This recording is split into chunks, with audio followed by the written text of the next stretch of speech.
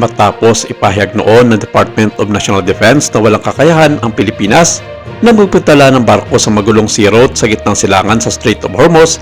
Tila nagbago ang panindigan nito matapos paulit-ulit na magbigay babala ang Pangulo ng Amerika na si Donald Trump sa mga kaalyado na hindi makakaasa. Ang mga ito sa oras na humingi ng tulong mula sa Amerika.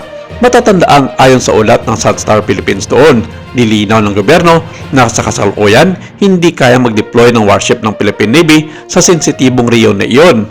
Hindi raw dahil sa ayaw, kundi dahil sa praktikal na kakulangan sa kakayahan para sa ganitong klase ng misyon. Mga opisyal mismo mula sa National Maritime Council ang nagkumpirma na wala pang bansa sa posisyon para magsagawa ng malayo ang naval escort mission, lalo na sa isang conflict zone tulad ng Middle East. Ang mga barko ng Philippine Navy ay pangunahing nakatuon at disenyo para sa pagbabantay ng sariling karagatan sa Pilipinas, hindi para sa operasyong libo-libong kilometreng layo.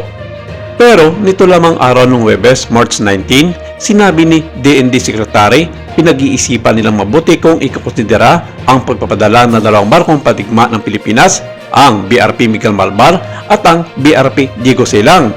Hindi na inelaborate ni Ginoong Teodoro kung bakit ganun na lamang ang naging pasya ng Pilipinas matapos manindigan ito na hindi magpapadala ng mga barko sa Strait of Hormuz para makipagbahagi sa Coalition Navy na pinamumunuan ng Amerika.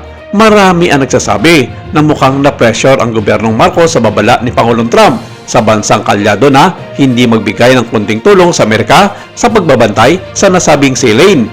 Ang dalawang barko lamang ng Philippine Navy ang may disenyong air defense system, ngunit parang hindi pa naisasagawa ng Miguel Barbal ang kanilang BL Mica ship-to-air missile system, habang ang mga Ocersal class naman ay wala pang BLS at ang kanilang umiiral na Simbad RC ay hindi inidisenyo para sa medium high intensity conflicts.